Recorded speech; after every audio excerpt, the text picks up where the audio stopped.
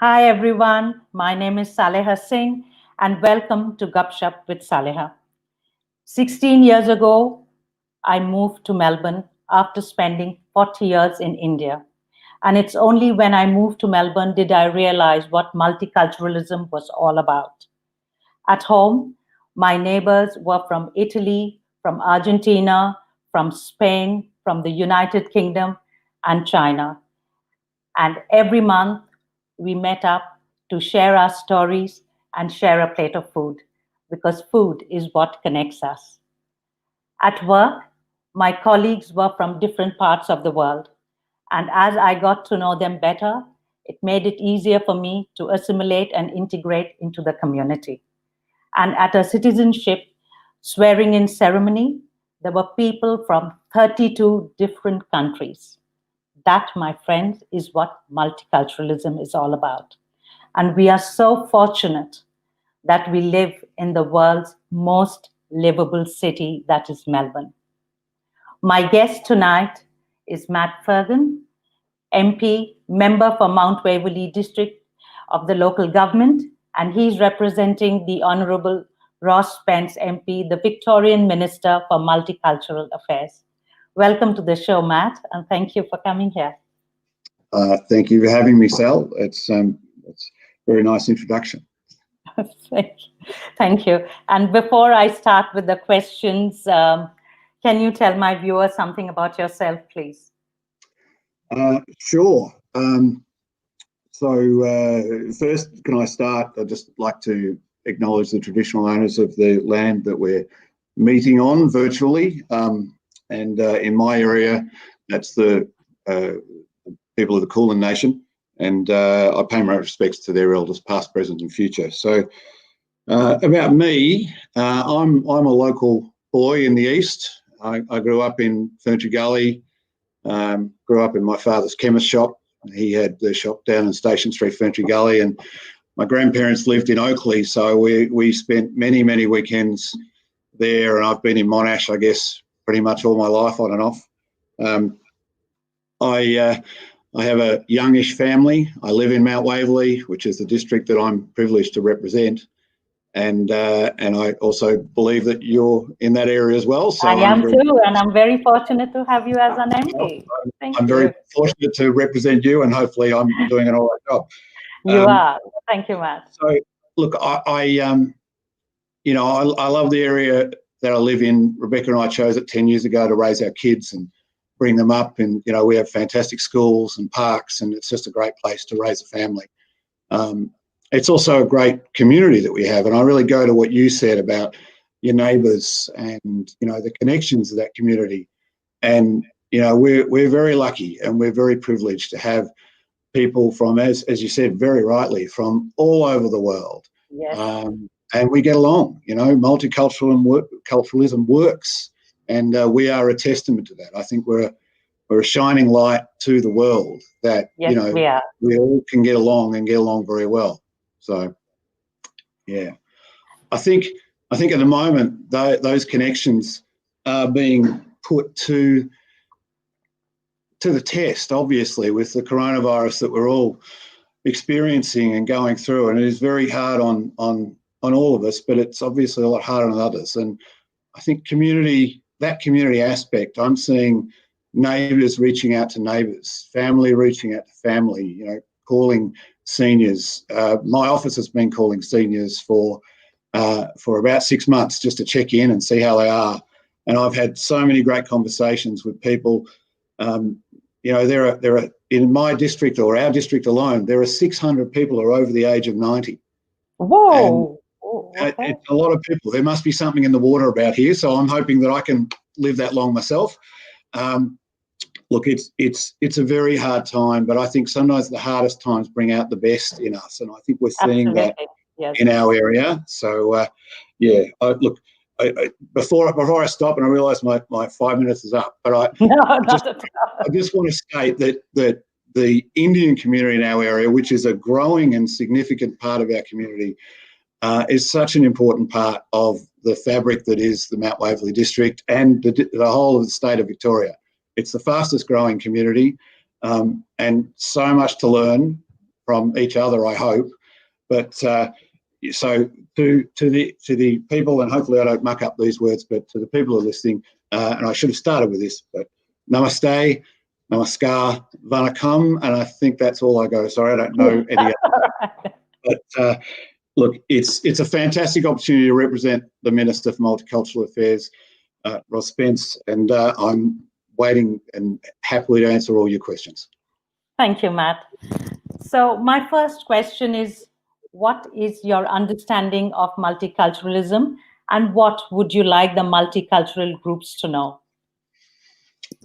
Right. So I guess I think you almost answered that question for me in your startup when you were talking about your neighbours who come from everywhere around. I think whether you're first generation, second generation, fifth generation, I think one of the things in our country, except if you are the Indigenous First Nations people of our country, then I think you've got a pretty good argument to say that you're very local. But for the rest of us, we are all migrants. Now, whether that's 4 or 5 generations ago, in my case, in my family, or whether you're the first generation, we all have a common background, and we can learn, and that's not to discount our Indigenous brothers and sisters. We can learn a great deal from our First Nations people. But I think multiculturalism across the board, whether you're from India, your background is Europe, you're Indigenous, you're South America, we all come into this together equally, and we all share and benefit from each other's knowledge and wisdom and culture. And in opening ourselves, sorry, that's my dog in the background. That's all right. Opening ourselves up to that breadth of culture and that wisdom of centuries and centuries from all over the world can only make us better. Absolutely. What kind of support is available to the Indian community in Victoria, Matt? Yeah, no, thank you for asking. It's a good question. So we as a government are committed to ensuring that Victorians have all the support and information that they need during this pandemic. We are, no matter where your background is or where you're from, we're all experiencing this together.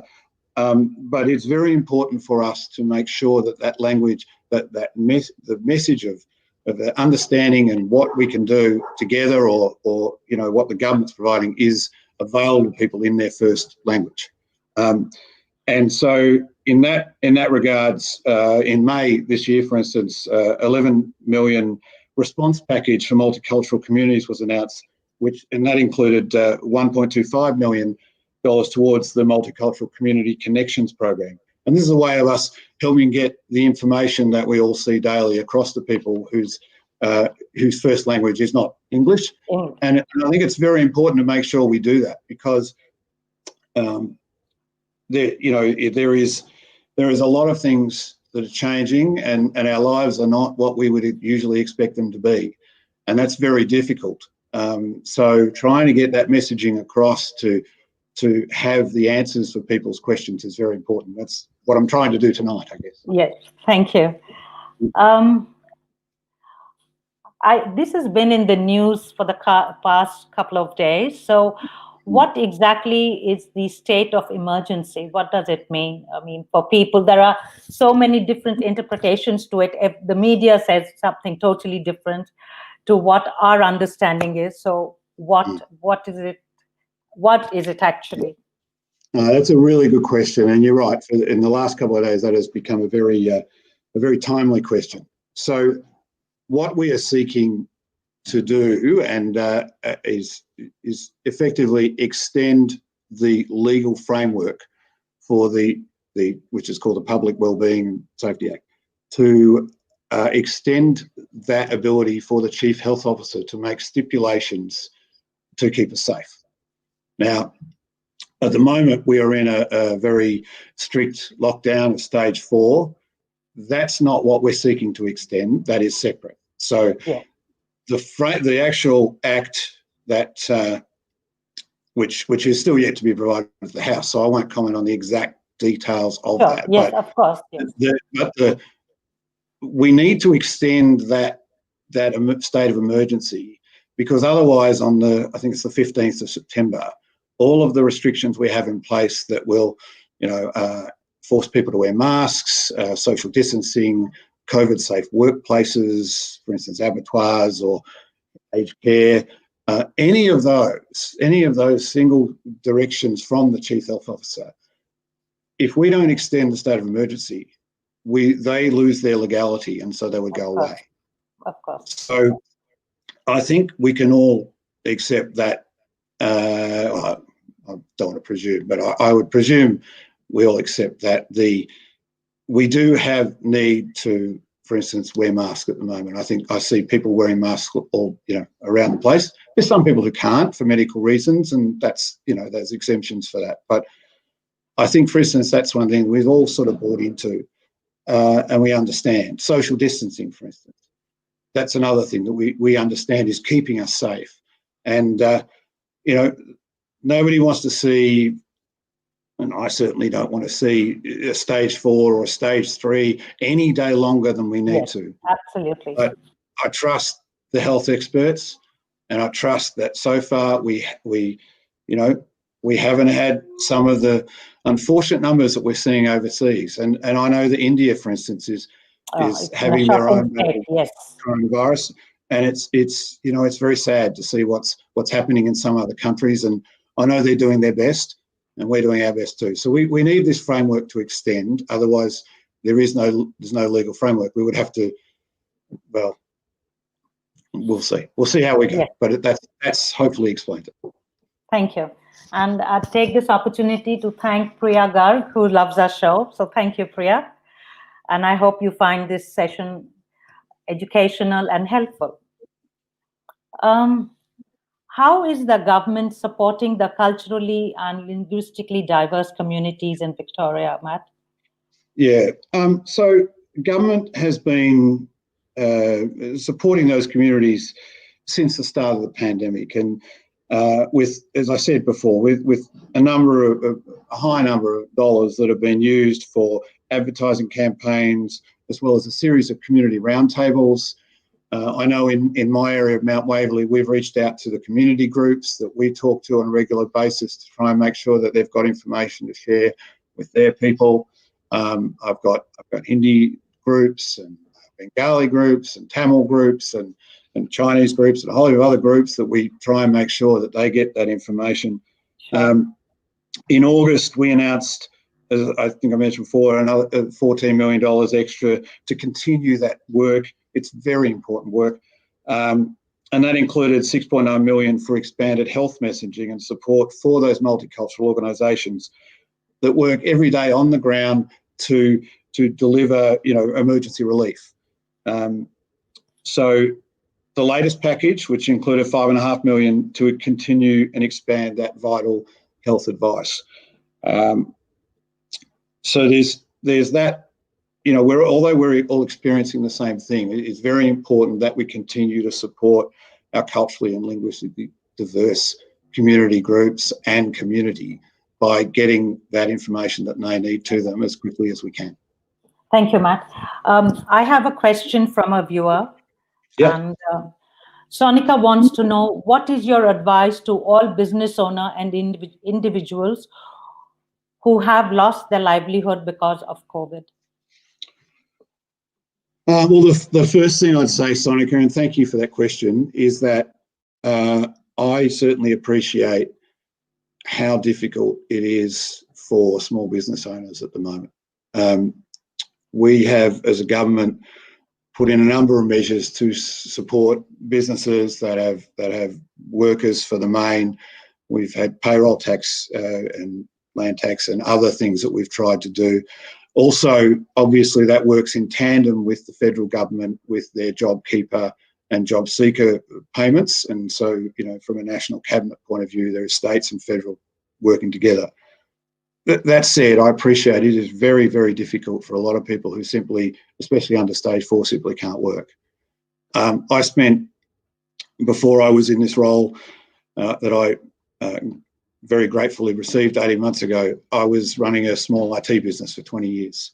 Now I'm out of that now, but I know what it's like to be building your business and to find that unpredictable things happen, and something like this nobody could have imagined. None of us would have imagined this. None of us could have. Yes. So I think our I guess what I would say to those who are finding it, very, very tough, is that, what I want to try and work on as your representative is to focus on, when stage 4 finishes and we start to slowly open up, and hopefully we keep those numbers down, how do we assist as a government in rebuilding? How do we generate that confidence in the community for business to know that there is light at that end of the tunnel, and so I think that's very important for us to do. So we've got till the 13th September, and numbers in the last couple of days look good. Obviously, I'm not going to guess what's going to happen. Absolutely. But I want to see everyone back to work just as quickly as you do.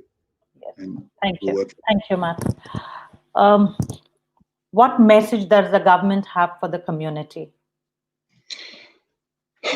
Well, I think the first thing I would say, and this is, from me just as much as I would argue it's from the government, is thank you.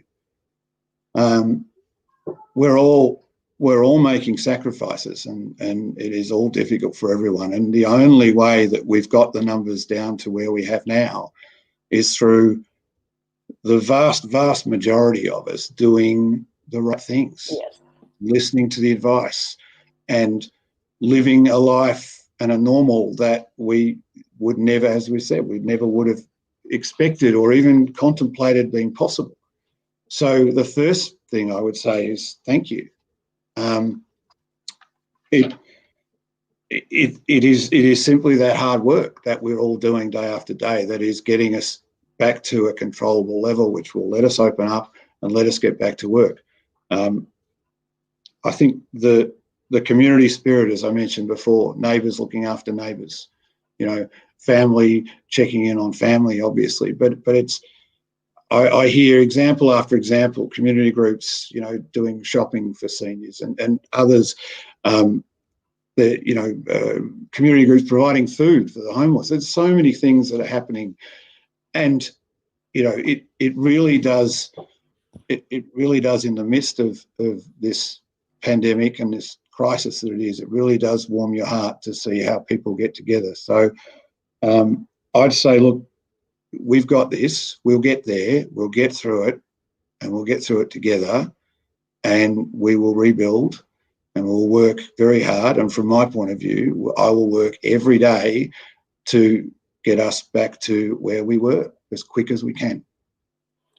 Thank you, Matt. I have a viewer question, and I'll read that out. Avinash Kapoor wants to know, is there any support from the government for Indian students? I'm guessing he means international students and just not Indian students. Yes, and there was, and I'm just reaching for my notes here, so excuse me. Yeah. Yes, we did have some additional help for international students, which I am struggling to find so I don't give you the wrong information. So the Victorian Government had a $45 million International Student Emergency Relief Fund that will support international students in Victoria who are facing hardship through lost wages and work as a result of the pandemic.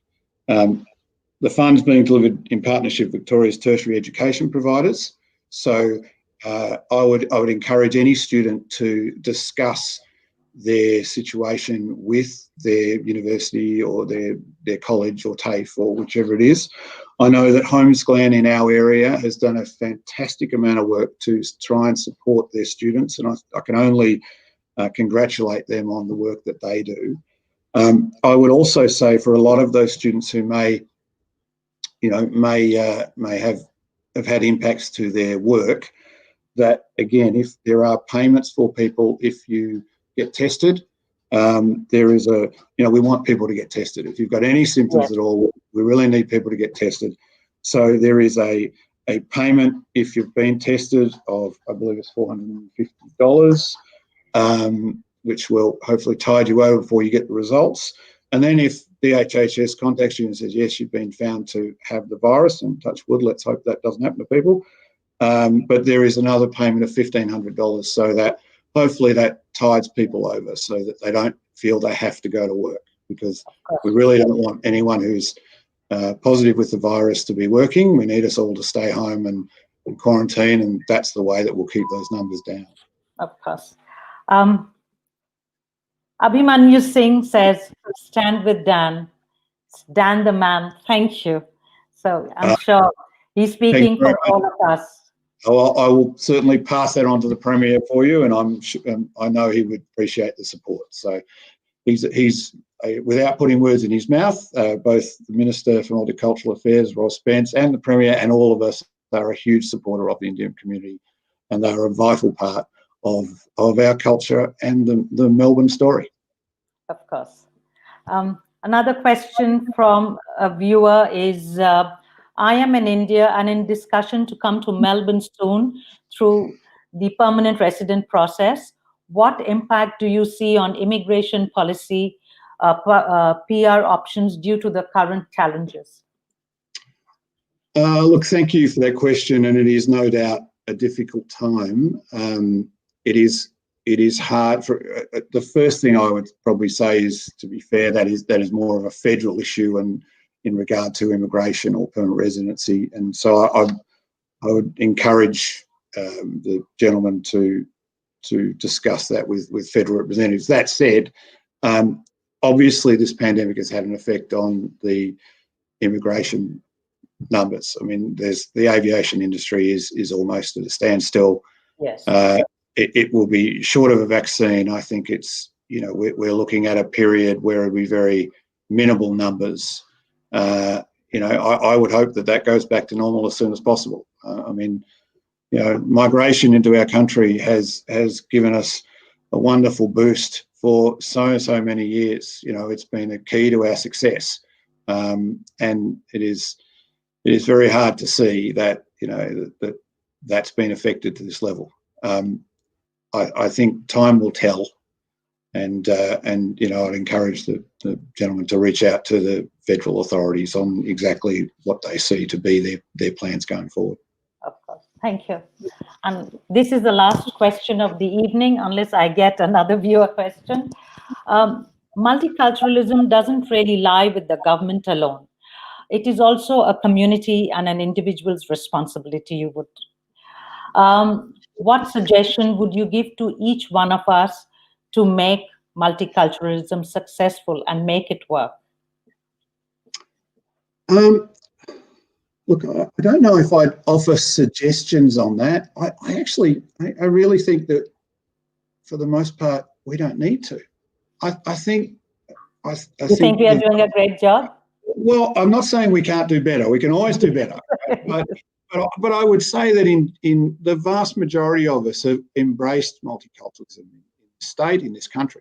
And so I guess the point that I guess I look at is when I grew up and went to school, right? It's fair to say that a lot of the kids in my school looked like me. And there's nothing wrong with that. It's just that's the way it was. Yep. My kids go to school now and everyone looks like every corner of the world. Yes, absolutely. And I love that. My children will grow up not even considering that that's not normal. That is their normal.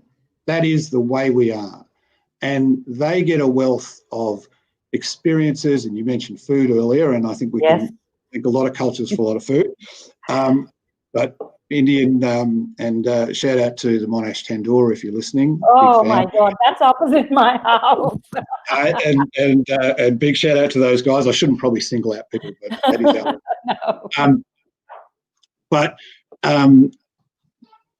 Food, culture, stories, lessons. I mean, my kids have harmony days where they learn all about the cultures from all over the world. It's fantastic. And yes, I learned those things as I'm growing up as well. I would say, what suggestion do I make? Have a look at your kids. Have a look at how they soak that up and they learn that and they love that. That's where we're heading. And I think it's a good thing. Great. And I'm sure Melbourne's the right place to be. Melbourne is the best place in the world. Yes, absolutely. Thank you, Matt. Yes, so am I. But thank you so much, Matt, for coming to this show tonight. It's been an absolute pleasure. And I hope we see you more often. I hope I see you in the second season when things are better and we can share some good news. Oh, sorry. Oh, somebody did say great show. So thank you, Viraj. Thank you, Viraj. Yes. And can I thank you, Sal, for having me on tonight, and also thank the Minister for allowing me to represent her, because it's been a privilege. And look, we will get through this. We'll do it together. We will rebuild. And, I just thank you again for everyone for doing the right thing. And Dhanyavad. Okay. And to all my viewers, I hope you enjoyed the show tonight. Stay well, stay safe, and have a good night. Bye. Bye.